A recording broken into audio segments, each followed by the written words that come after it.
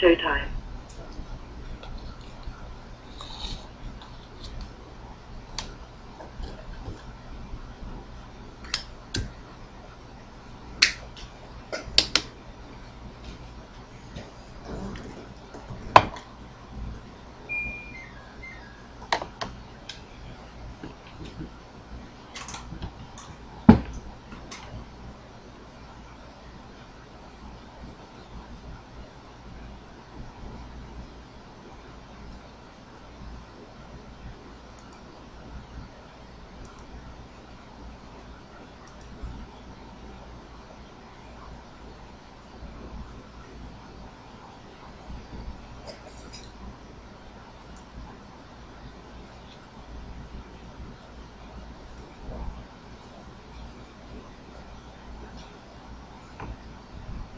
Your show will go live in 5 seconds. 4, 3, 2, 1. Stop.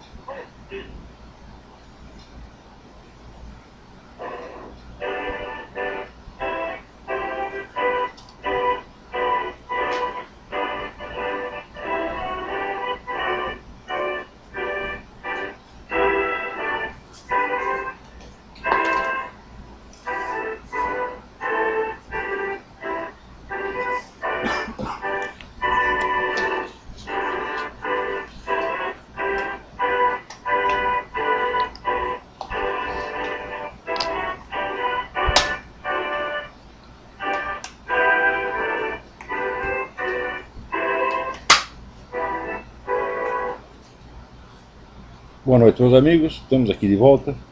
Como sempre, começamos invocando a Santíssima Virgem Maria e o Santo Padre Pio de Pietrelcina, para que roguem a Deus que nenhuma injustiça se cometa nesse programa.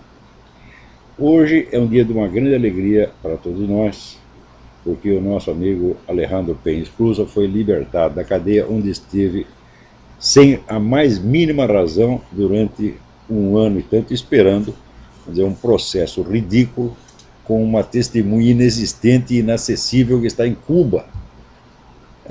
Então, todos nós nos esforçamos para que isso acontecesse, mobilizamos quem podíamos, apelamos a autoridades, ao parlamento de vários países, fizemos o que podíamos, mas eu acho que a coisa decisiva foi a carta comovente que a esposa do Alejandro, Dona Indira, pessoa admirável, maravilhosa, corajosa, uma combatente verdadeira, escreveu ao Hugo Chávez, dizendo: olha, agora que você está doente com a mesma doença do meu marido, mas está recebendo aí o melhor tratamento que você pode, faça alguma coisa pelo meu marido, que está lá preso, né, com a mesmíssima doença, os dois tinham um câncer, e que não está recebendo o tratamento adequado. Eu acho que foi isso a coisa decisiva. Então, Dona Indira, a senhora está de parabéns, né, estamos todos muito contentes, agradecendo a Deus por essa libertação tardia, porém justíssima.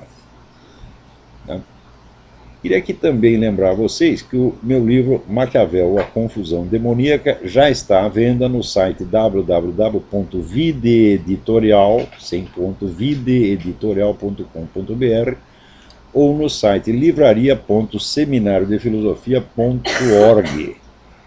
Né? E lembrar a vocês, nunca é demais. Outra coisa, esse livro já está em 5º lugar de vendas na Livraria Cultura, grande livraria de São Paulo. Sendo que os 4 primeiros da lista são livros de grandes editoras como a Record. Tá? E o nosso, né, modestinho, né, com a editora que está nascendo apenas, que é a Vida Editoral, iniciativa, né, deste casal maravilhoso, que é o César Kim e a Adelice, né, já está mostrando a sua força. Então, parabéns aí, César Kim, parabéns a Adelice, né, parabéns a todos que colaboraram para este empreendimento. Eu fiquei, acho que mais de 12 anos sem publicar livro nenhum, né? E tenho aqui um calhamaço e mais calhamaço de originais de uma confusão dos diabos, que nós iremos fazendo o possível para colocar um pouco de ordem e transformar em livros mais ou menos legíveis. O próximo deve ser o livro da Paralaxe Cognitiva, que está sendo aí trabalhado pela nossa assessora e cúmplice, a Lilda Salcedo, tá certo? E esperando que fique pronto em breve. Né? vários pedaços que eram para compor o livro mental. O livro da mentalidade revolucionária começou a inchar tanto que virou vários livros separados. Não é possível fazer uma coisa só com tudo aquilo. Então estamos desmembrando em pedaços. Então, por falar em tamanho desmesurado, lançaram em São Paulo, né, no Sesc, deixa eu ver se foi, parece que foi no Sesc, um filme de 9 horas e meia de duração, inspirado em O Capital de Karl Marx. Veja você, né? Estão desenterrando aí o velho Karl Marx. E pior, eles baseiam o filme também na crise econômica de 2008, interpretando à luz do Capital. Eu digo, mas meu Deus, se o Capital explica alguma coisa. Olha, faz favor, explica com base no Capital, tá certo? O desastre econômico da União Soviética, né? Explique por que a China, com aquele maravilhoso regime comunista, teve que ser socorrida pelo capitalismo internacional, né? E hoje, graças à abertura do mercado, está prosperando e virando a grande potência, né? Era uma grande merda e está virando a grande potência, né? E o regime político não melhorou nada, porque esses liberais também têm merda na cabeça. Eles acham que se melhorar, se liberar a economia, libera o resto. Libera porra nenhuma, meu Deus do céu. Mas que determinismo marxista idiota é esse que você acha que a economia, né, arrasta a sociedade? A economia não arrasta nada, meu Deus do céu. Olha, veja um pouquinho. Economia é um treco que muda da noite para o dia. O sujeito, por exemplo, pega o Jorge Soros dá uma entrevista dizendo, olha, o banco tal vai falir, ou o país tal vai falir. Pô, no dia seguinte o país está falido. A economia é um negócio epidérmico, que muda da noite para o dia. Quer dizer, não tem aquela estabilidade, aquela força de base que Karl Marx imaginava, né? Então, Karl Marx imaginou a economia como se fosse uma máquina. Quer dizer, a metáfora que ele usa é da máquina, as máquinas que compõem o capitalismo industrial daquela época. Só que hoje nós sabemos que o capitalismo não é uma máquina, o capitalismo é um fluido, é uma coisa absolutamente incontrolável, né? Uma coisa tão louca que ninguém sabe nem como funciona. O Jean Forestier chamava l'économie du diable, porque você faz conta, você não consegue entender o que está acontecendo, tá certo? Então, como é que uma coisa tão anárquica pode ser a base da sociedade? Ah, meu Deus do céu, tem muita merda na cabeça para pensar uma coisa dessa. Mas daí veio esse cineasta alemão, o senhor Alexander Kluge, e ele descobriu que em 1929 o Sergei Eisenstein queria fazer um filme baseado no Capital. Só que ele levou o negócio lá para o governo soviético, ele é um puxa-saco oficial do governo soviético, levou lá e os caras acharam que ia ficar muito caro. Falaram, não, um filme de 9 horas e meia vai custar muito caro, é irrealizável, não dá. Mas você veja, o dinheiro que o governo comunista não tinha, agora os capitalistas deram para o filho da puta fazer o filme. Você vê, mas se o socialismo é tão bom assim, como é que não tem nem dinheiro para fazer o filme do Capital, porra? E você tem que vir aqui pedir para os capitalistas? Que merda é esta, né? Agora, se vocês lerem essa série de artigos meus, A Tradição Revolucionária, que acho que nem acabou de ser publicado ainda, o último não saiu ainda, né? Tem mais um 4º artigo para sair, daí é o fim da série. Prometo que vai acabar. Prometo que a semana que vem escrevo sobre outra coisa.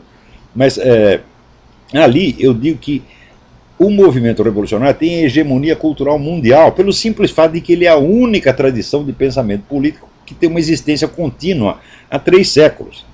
Né? As outras correntes, todas elas aparecem, desaparecem, aparece uma aqui, outra ali, então fica pipocando resistências pontuais, ao passo que o movimento revolucionário é uma coisa que tem unidade orgânica, tá certo? Não é a unidade de um partido, de uma organização, mas é a unidade de uma tradição, e por isso mesmo acaba arrastando todo mundo. Está aqui mais uma prova. Olha, o cara faz um filme de 9 horas e meia de duração, você imagina o saco que precisa para assistir isto. Né? Tinha um filme japonês chamado Guerra e Humanidade, que eu assisti quando tinha, sei lá, 18, 19 anos. Né? O filme era lindo, mas nem por isso deixava de ser um saco. Né? Você quer uma coisa mais sacal do que Tristão e Isolda? Né? Tristão e Isolda é uma ópera maravilhosa, constituída dos pedaços que você ouve quando acorda. Né? Eu assistia, dormia um pouquinho, acordava, dizia, que coisa maravilhosa, e pum, dormia de novo. Né? Então, tem 6 horas, Tristão e Isolda tem 6 horas, pô. Né? O Wagner era louco, tinha mania de grandeza. Agora esse cara aqui é pior ainda, faz um filme de 9 horas e meia. Ele tinha um filme japonês, Guerra e Humanidade, o filme durava 9 horas, das quais eu creio que assisti umas 4 horas e meia. Os outros trechos eu dormi. Embora fosse um grande filme, né? Agora você imagina no filme do Capital, quem vai assistir isso 9h30? Meu Deus do céu, nem o próprio diretor falou, olha, vamos obrigar você, já que você fez a porra do filme, você vai ser obrigado a assistir às 9h30, senta aí. Vamos ver se ele não dorme na metade do filme. Agora, vocês imaginem se alguém conseguiria fazer hoje, mas num filme, uma chatice de 9h30, tão chata quanto isso, só que anticomunista. Né? Faça esse projeto e apresente para todos os produtores cinematográficos do mundo. Ninguém vai querer fazer. Agora chega lá com a ideia do Capital, todo mundo, legal, vamos fazer. Isso aí que se chama hegemonia, meu filho.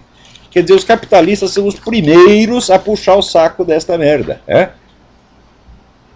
Agora, aqui nos Estados Unidos o pessoal está com um plano maravilhoso. Maravilhoso. Hoje sai até um artigo do Arnaldo Jabor dizendo, olha, o Obama está se esforçando para pagar a dívida americana. Eu digo, olha, a semana passada o Jabor escreveu um artigo elogiando a maconha. Dizendo que maconha faz bem. Eu acho que ele decidiu praticar o que ele escreveu no artigo, porque para escrever que o Obama está querendo pagar a dívida, não, Jabor, o Obama está querendo aumentar a dívida, é exatamente o contrário. Então ele pediu, aqui porque existe um negócio que é o teto de endividamento permitido.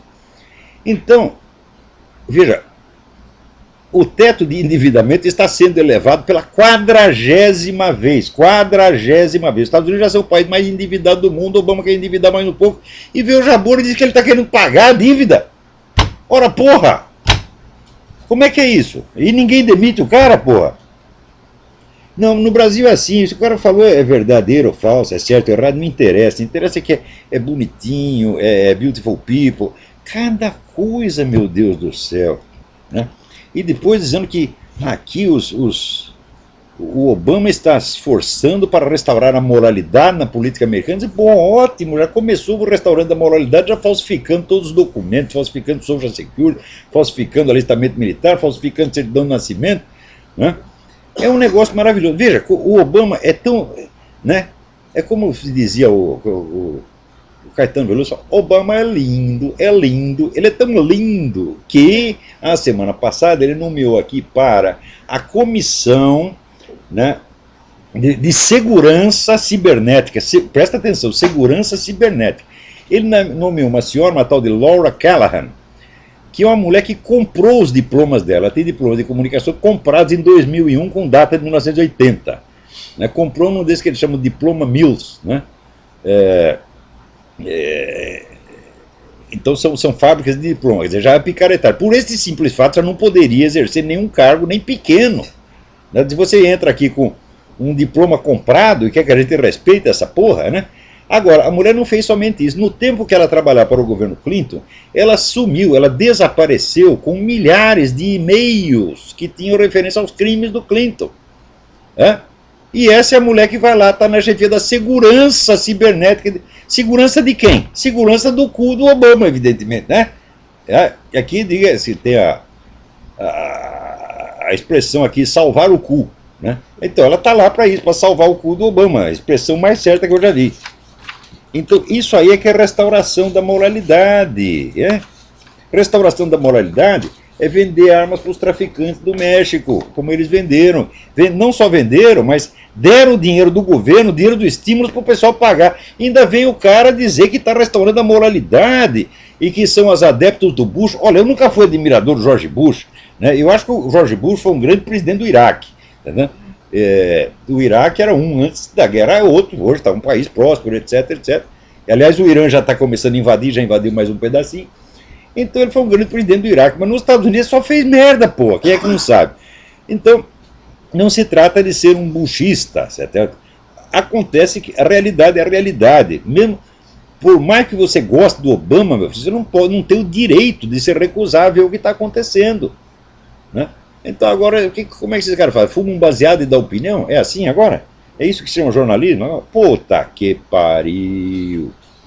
Aqui, o Fernando Esquerro me alerta para um livro que está saindo agora, do Bruce W. Walters, que chama-se Russian Sunrise. Daí diz ele, é uma ficção de como a Rússia está para se tornar, após a consagração à Nossa Senhora da Fátima, o grande bastião da fé cristã, como Estado católico confessional.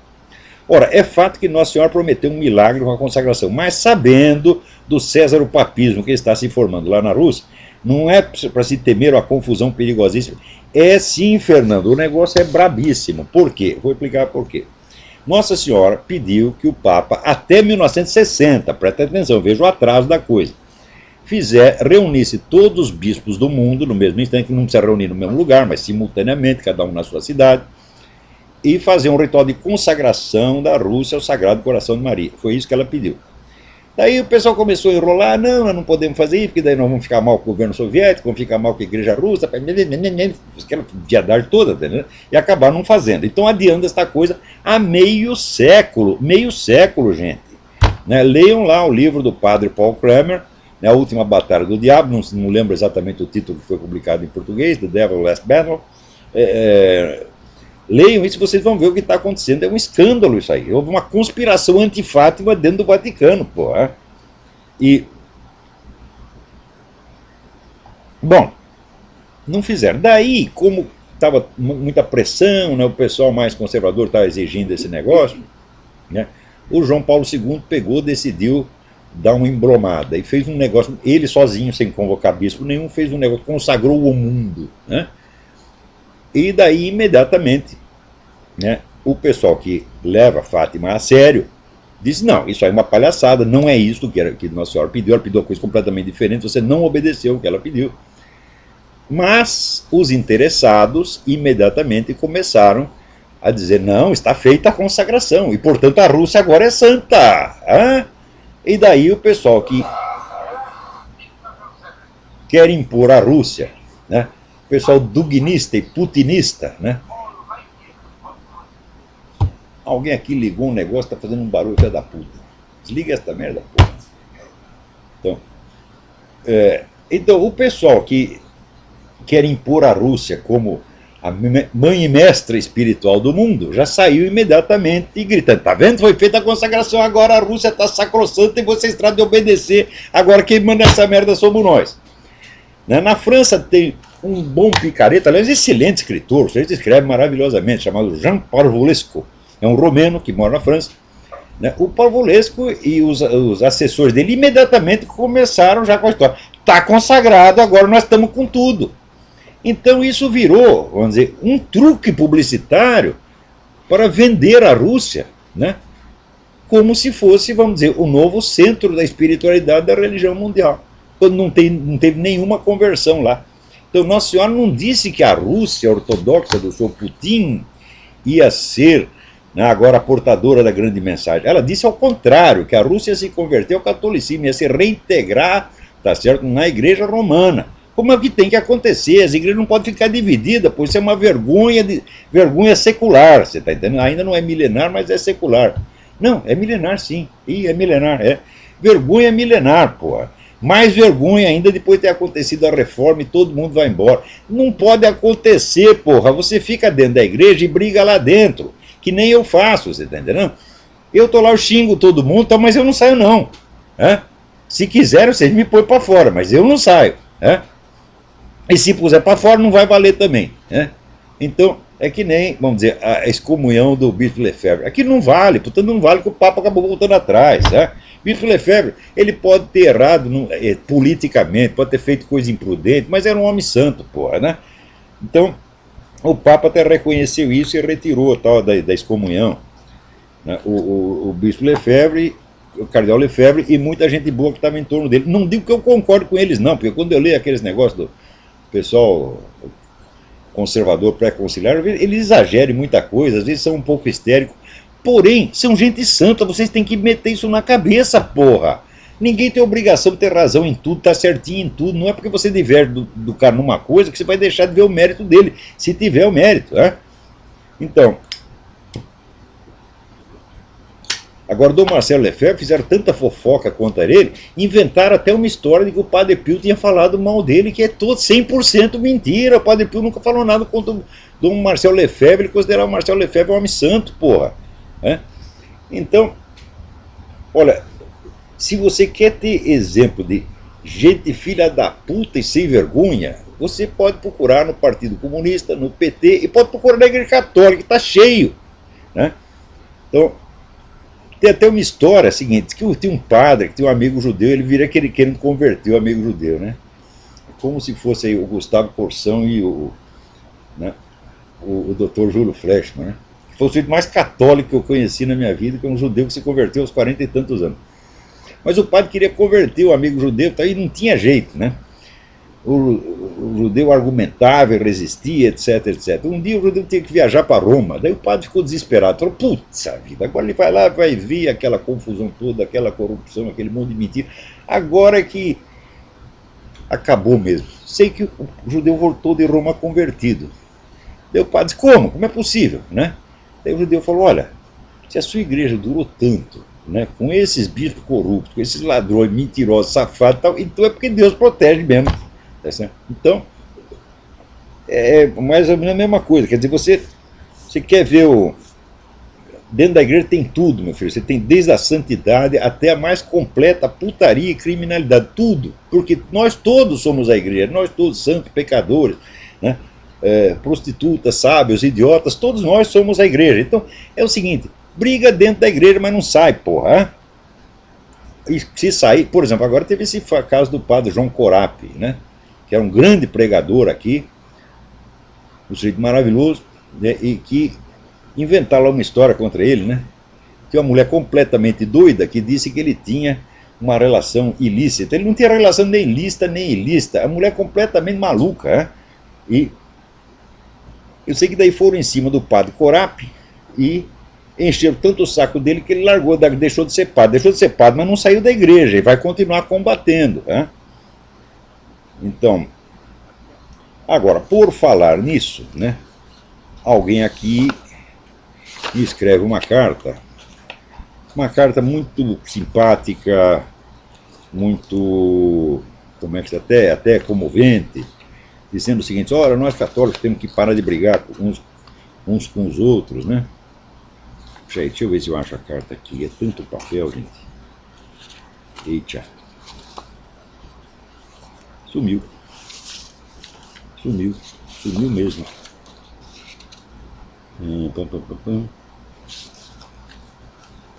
Ei, caramba.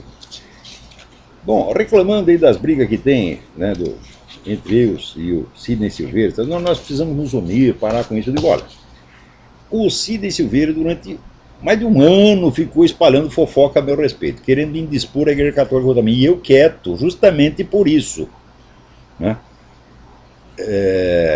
Não convém criar escândalo, etc, etc. Mas acontece o seguinte, quando ele não se contentou mais de ficar lançando indireta e fazendo fofoca, mas partiu para falsificação num texto meu, eu falo, bom, aí estourou o saco, pô.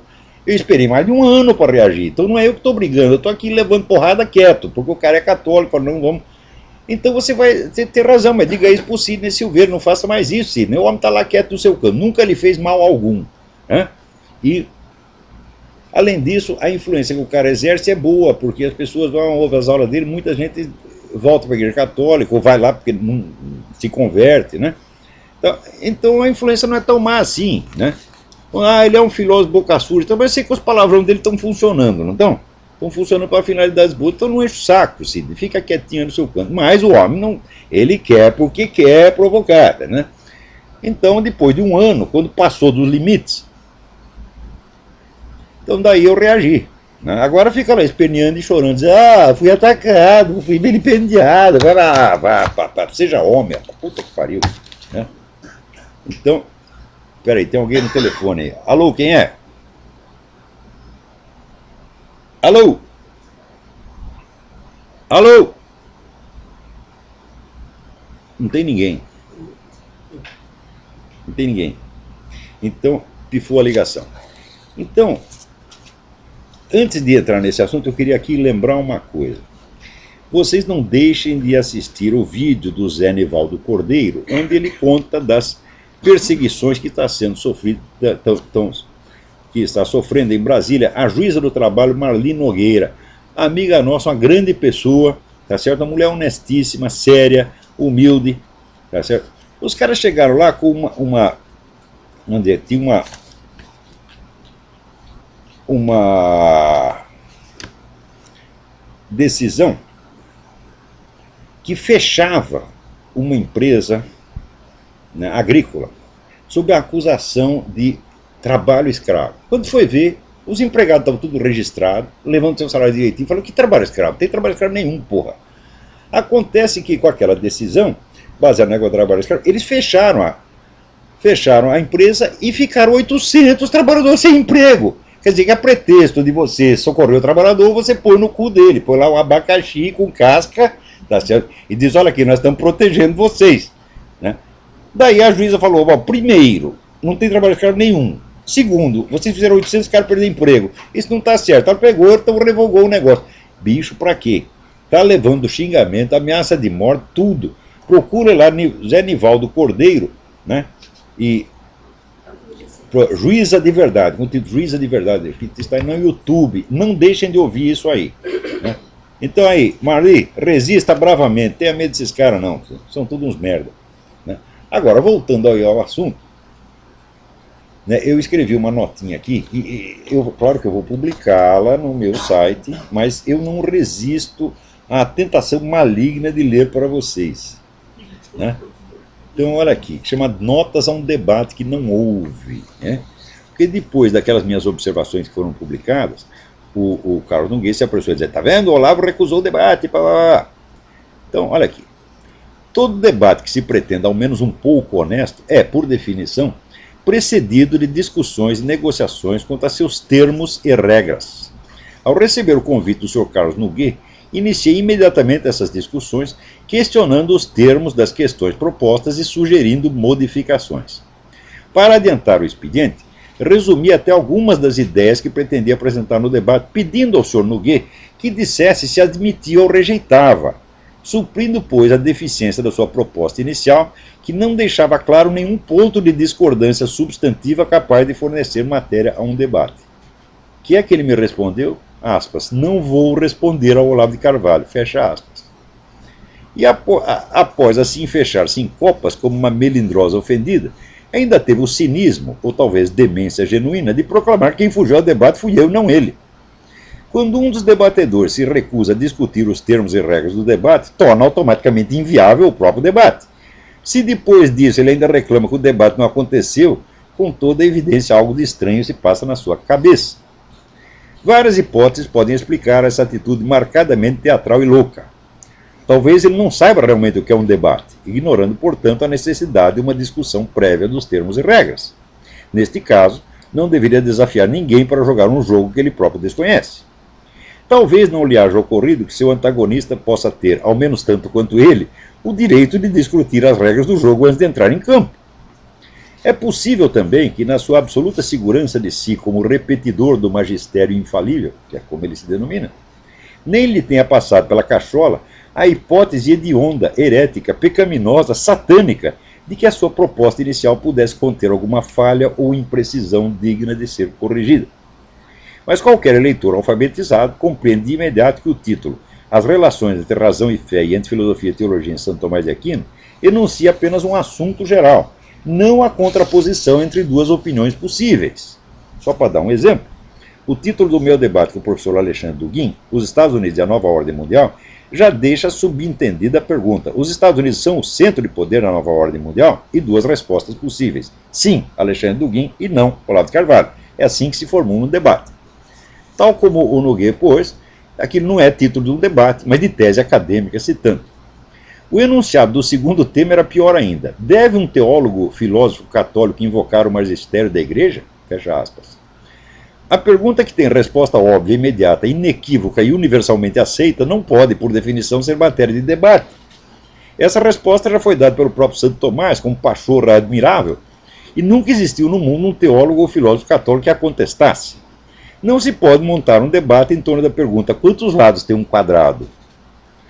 Não entendendo que raio de coisa o meu desafiante pretendia discutir sobre esse tópico, tomei-lhe satisfações, pedindo que modificasse o tema ou explicasse que mistérios se agitavam na obscuridade do seu cérebro quando me desafiou para discutir o óbvio.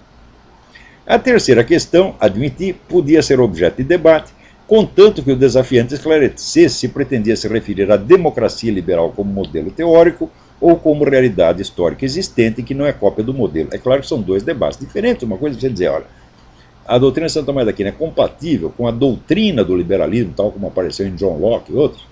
Outra coisa é dizer, a doutrina de Santo Tomás de Aquino é compatível com a realidade histórica, quer dizer, a presença da igreja é compatível na sociedade capitalista atualmente existente, são duas questões completamente diferentes, ele não me dizia qual das duas, afinal, ele queria discutir. O que é que ele me respondeu? Não vou responder ao Olavo de Carvalho. Né? Ele me lembrou assim o meu filho Pedro. Pedro, quando quebrava alguma coisa, a gente perguntava para ele, quando ele era pequenininho, quebrava algum negócio, quem quebrou isso? Daí ele falava, não vou falar. Ficava bravo pra caramba, não vou falar. Eu um Nogueira também, não vou falar. Ora, esclarecer aqueles 3 pontos era a condição sine qua non para que o debate pudesse travar-se com alguma seriedade. Fugir deles era fazer da coisa uma palhaçada, um jogo de vaidades, um espetáculo de puro exibicionismo no qual 2 patetas dariam o melhor de si para mostrar ao público qual deles entende mais de Santo Tomás de Aquino.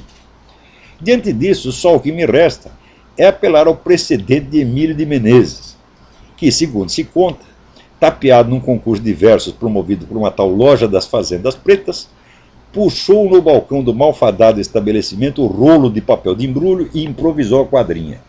Se o concurso era de tretas, por que não me advertiu? Vá vender fazendas pretas é na puta que eu pariu. Se tudo que o senhor Nogueira queria era mostrar que leu mais Santo Tomás de Aquino do que este pobre otário, eu não teria a menor objeção em conceder-lhe esse galardão a priori sem discussões.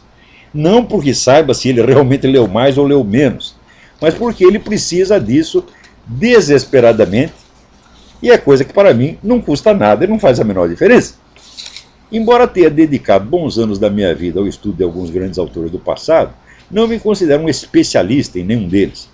Acho até engraçada essa peculiar invenção brasileira. O filósofo especialista em outro filósofo. Né? Uma vez, muita gente já me perguntou, você é um filósofo? Você é especialista em quem? Eu digo, por enquanto eu sou especialista em mim mesmo. Nos outros eu sou apenas generalista. Quer dizer, a minha filosofia eu exponho com precisão, a dos outros mais ou menos. Então, diversamente do que cabe ao mero estudioso, erudito, professor, pesquisador ou coisa que o valha, a obrigação do filósofo é desenvolver a sua própria filosofia, não a dos outros, por ilustres e grandes que sejam. Ele pode, como aliás todos fazem, utilizar-se de elementos que aprendeu deles, mas integrando-os na estrutura do seu próprio pensamento e dando-lhes, por isso, necessariamente, um sentido um tanto diverso do que tinham nos textos originais.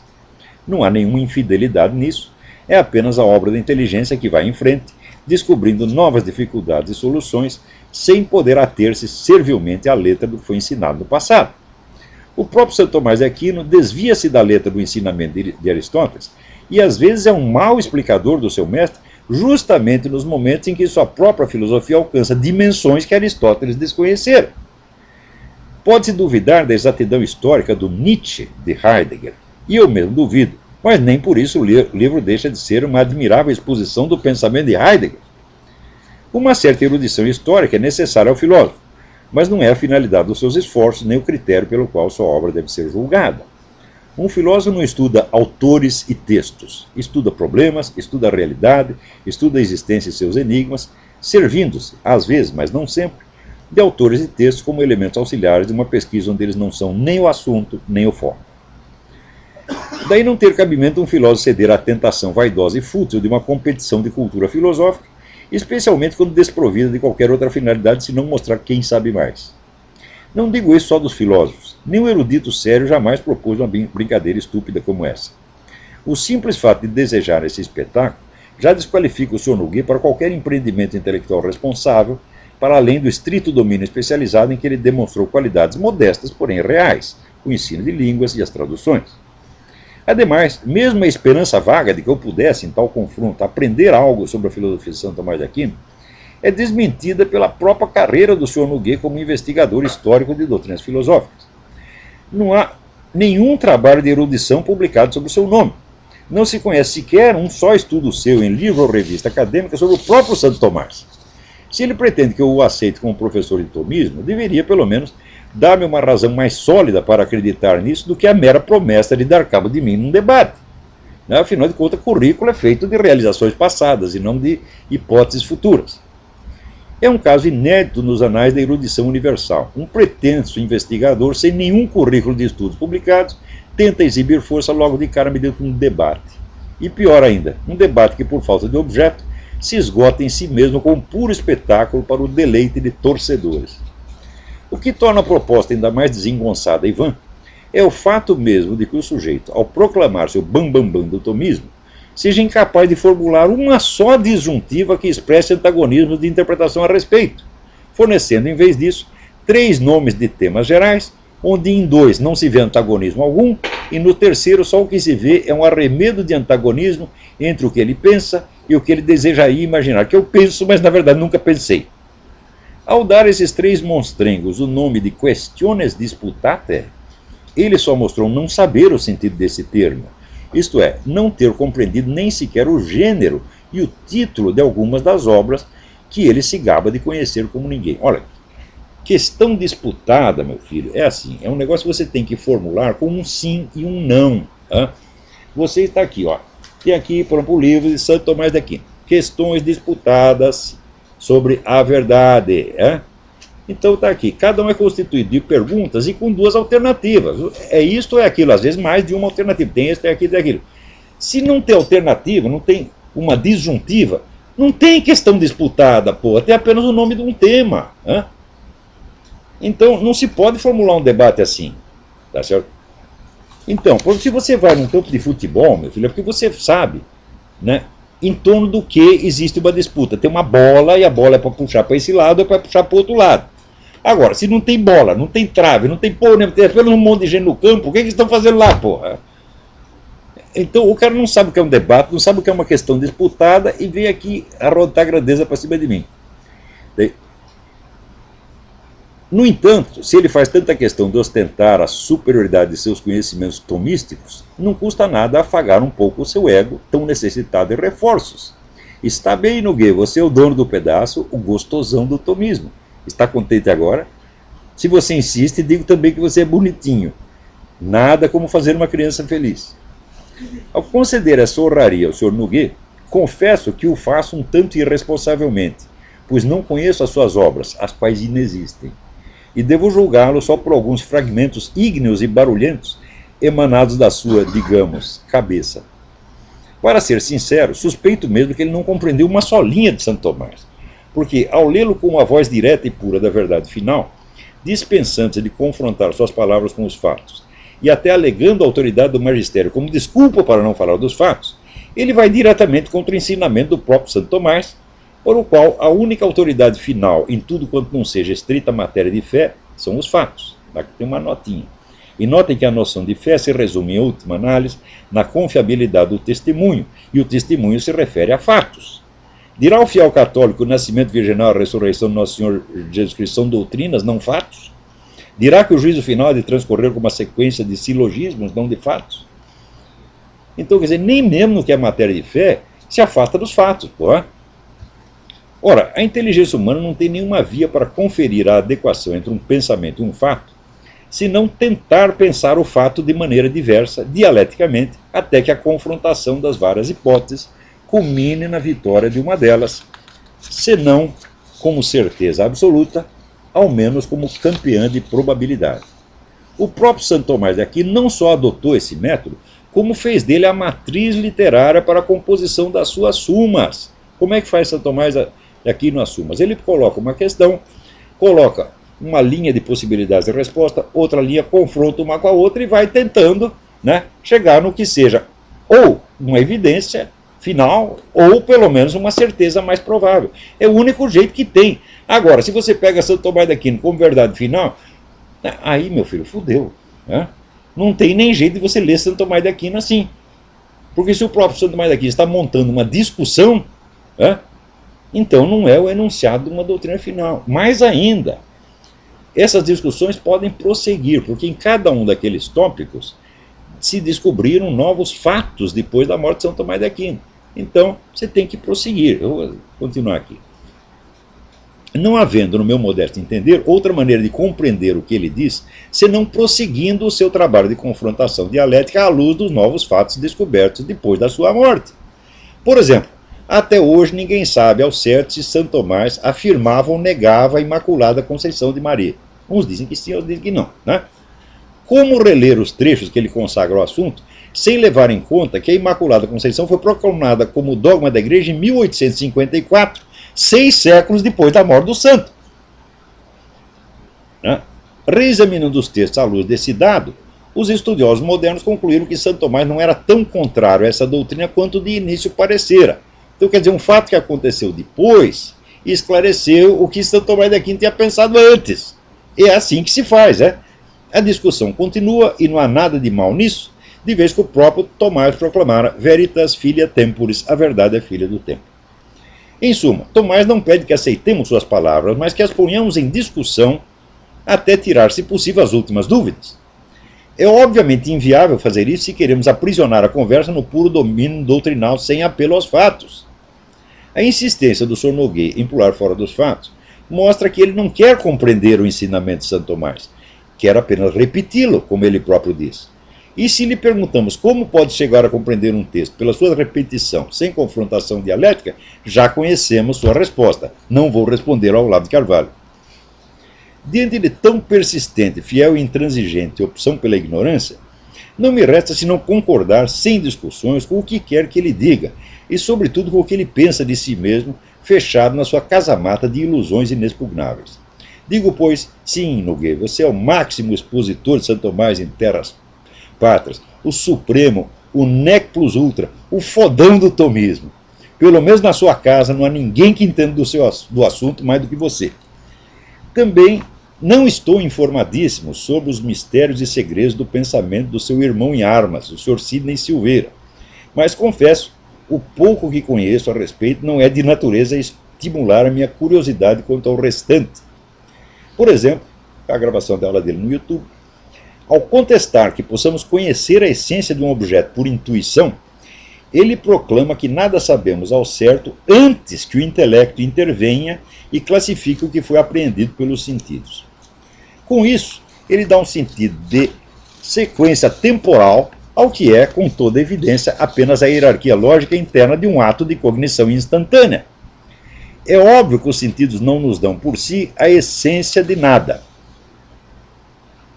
Apreender a essência é tarefa do intelecto, mas isso não quer dizer que entre a captação pelos sentidos e a entrada do intelecto em cena decorra um intervalo de tempo, muito menos uma separação material e não apenas formal entre ver um gato e perceber que é um gato.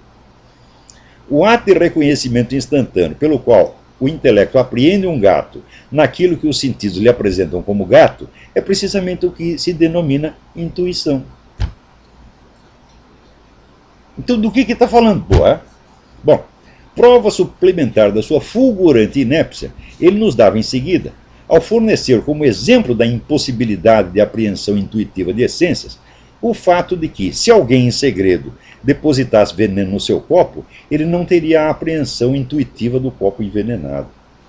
Raramente vi um professor de filosofia, mesmo de ginásio, descer tão baixo. De um lado, ninguém pode ter a intuição de algo que não chegou ao seu conhecimento nem pelos sentidos, nem por qualquer outra via de informação. Se o Sr. Silveira não tem a intuição do que se passou, não é por deficiência da faculdade intuitiva, mas por ausência do objeto. Qualquer criança de 5 anos entende isso num relance, mas na plateia do Sr. Silveira não havia aparentemente ninguém com a experiência e a erudição de uma criança de 5 anos, e por isso ninguém o contestou. Todos continuaram ouvindo a pataquada em respeitoso silêncio.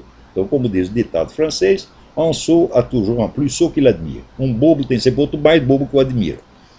Em segundo lugar, conter ou não conter veneno não faz parte da essência de nenhum copo. É um acidente. Se o cara não sabe distinguir uma essência de um acidente, meu Deus do céu. A intuição reconhece imediatamente um copo como copo, mas não distingue necessariamente a substância que o preenche, aliás, pelo simples fato de que diferentes líquidos não se distinguem tão claramente uns dos outros pela sua simples forma visível, como objetos sólidos de espécies diversas, diferentes nestes e semelhantes naqueles. Todo líquido tem a forma visível de líquido. Não é como você distingue um gato de uma tartaruga, de uma mesa, de uma casa. Tá certo?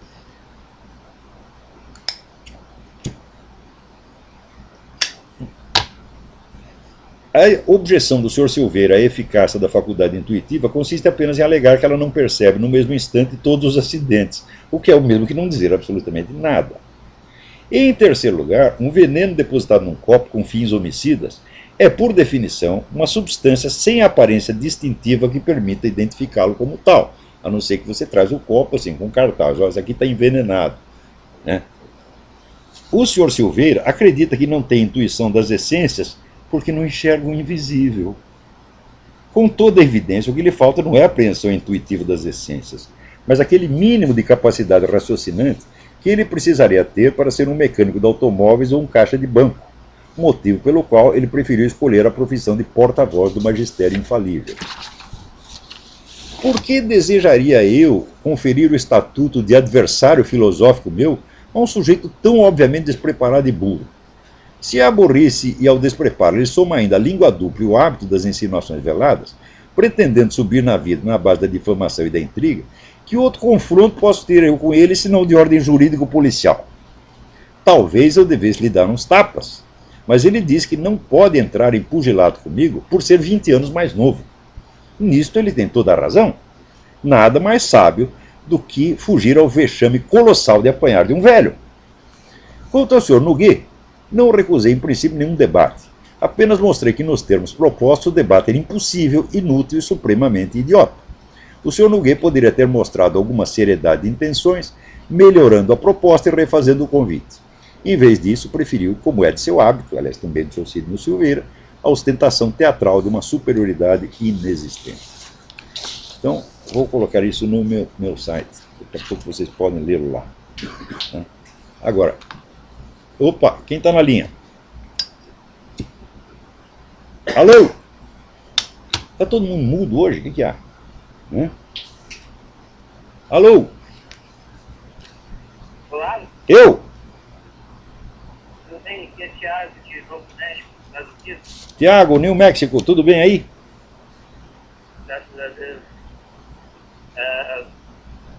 Primeira vez que estou ligando para o senhor, tem uma pergunta de tempo que eu estou querendo perguntar, pedindo a sua. Eu queria dizer qual é a posição da igreja a respeito da maçonaria. A maçonaria está formalmente condenada pela igreja desde o século XVIII. Quer dizer, o sujeito que entrou na maçonaria está automaticamente excomungado. Tá certo? Então, se você é católico, não é para entrar na maçonaria. O que não quer dizer que se você entrou na maçonaria sem ser católico, você é protestante, você é ateu, não quer dizer que você seja um mau sujeito, que nós estamos contra você. Não é nada disso, é simplesmente, olha, se você está... Mas é muito simples, você vai num campo de futebol, o sujeito pode jogar nos dois times ao mesmo tempo? Não pode. Então, se você quer jogar no time da maçonaria, não venha na igreja católica. E vice-versa, tá certo? Então, não tem barriga me dói, não pode entrar na maçonaria, ponto final. Agora, houve extensos diálogos de maçonaria e igreja católica ao longo do tempo, eu não sei no que isso vai dar, você está entendendo? Eu acho que não vai dar nada, mas como de fato não deu até agora. Também precisa ver o seguinte, maçonaria não é um bloco, não é uma coisa assim que tem uma doutrina uniforme, todo mundo siga. Maçonaria, para dizer a verdade, é um saco de gato. Cada loja maçônica pensa uma outra coisa diferente e não sabe qual outra loja está fazendo. Então é difícil você fazer um julgamento sobre o todo. Porém, formalmente, legalmente, a coisa é essa, não pode entrar, ponto final. Se você é católico, não pode entrar. Para mim, quantas vezes já não convidaram para entrar, falaram, não vou entrar, pô, Beleza, faz mesmo. Então, obrigado pela sua pergunta. Agora, vocês viram que coisa, né?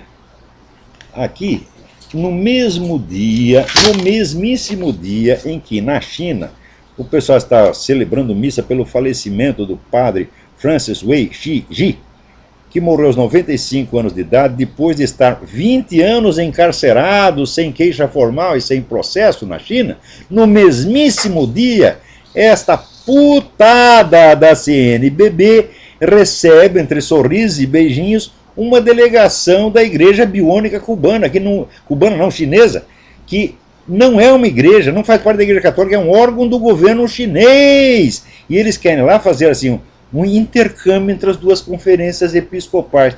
Mas, meu Deus do céu, esse órgão chinês não é conferência episcopal coisíssima nenhuma. Né? Quer dizer, vocês puxando o saco de assassinos de cristãos. Porra, vocês não têm vergonha mesmo. Está aqui o secretário-geral da CBN, Dom Leonardo Steiner, recebeu na sede da delegação. Ô, Dom Leonardo, você tem a obrigação de dar um pé na bunda desses caras e mandar embora. Falaram, nós não queremos diálogo com assassino de cristão, não. Vocês primeiro peçam perdão, socorram as vítimas, e daí vamos ver. Né? Quer dizer, o negócio... A sacanagem não tem limite, meu Deus do céu. Né? Agora aqui tem uma carta interessantíssima, né, do Leonardo Oliveira, que ele ouviu a minha aula da mentalidade revolucionária e falou assim, está certo, quer dizer, a mentalidade revolucionária baseia numa visão hipotética de futuro a qual se confere autoridade presente.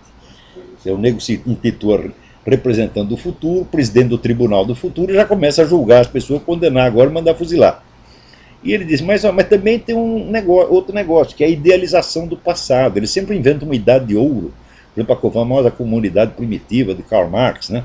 Thomas Münzer também falava do cristianismo primitivo. Fala, bom, existe este elemento, quer dizer, essa idealização do passado, mas ela ela é um instrumento retórico para reforçar a pretensa autoridade do Tribunal do Futuro. Esse elemento também existe, muito bem observado, né? E talvez até merecesse mais atenção. Porém, a ideia essa ideia do passado, ela não é a mola mestra do negócio, é apenas um elemento retórico, tanto que ela nem sempre está presente. Mas a ideia do futuro sempre está. Né? Também... aqui, olha, tem uma carta do Matheus Lima, está muito interessante a carta, mas precisaria uma resposta mais comprida e nós não temos. Eu vou puxar essa coisa para a semana que vem. Também aqui o Pedro Marte Dias pergunta se eu tenho pensamento de voltar ao Brasil. Não, não tenho não, porque todo mundo que volta para aí entra numa depressão desgraçada. É só você ver as ruas, você ver a cidade, né? Tudo grafitado, cheio de mendigo pela rua, todo mundo vendendo cocaína. Eu lá estou afim de ver isso. Meu filho, eu estou aqui, moro num lugar maravilhoso, no meio do mar, cheio de coelhinho, esquilinho, né? Flores, árvores. O que eu vou fazer aí? Não vou aí tão cedo, não. Né? Olha, é o seguinte, o meu caso com o Brasil, eu era um patriota, eu era o Policarpo Quaresma, tá entendendo? Eu era o cara mais patriota que eu conheci, eu ficava puto da vida quando alguém saía do Brasil. Só que é o seguinte, o Brasil morreu, gente. O que tem hoje não é mais o Brasil que eu conheci. Você leia, veja a cultura brasileira até os anos 60, né? E veja o que veio depois. Fala, morreu, acabou, evidentemente. Então o que eu vou ficar? Adorando defunto, pô? Vamos lá. Quem é? Alô? Alô? Luiz, tudo bom? Tudo bem? Quem está falando? Luiz, Luiz, tudo em ordem? uma perguntinha rápida. Você poderia me ajudar aqui no estabelecer a ideia aqui? Fale mais alto, por favor. Queria uma opinião sua. Uma opinião. Alô? Sim, estou ouvindo. Você acha que é possível pegar registro de entrada no Canadá? Porque aqui no Brasil Imigrar para o Canadá é a coisa mais fácil do mundo. Desde que você consenta em viver numa região muito fria, eles te ajudam para ir para lá, eles estão precisando de gente lá, não tem... O Canadá é um país maravilhoso, que só falta uma coisa, gente. Então, vá correndo.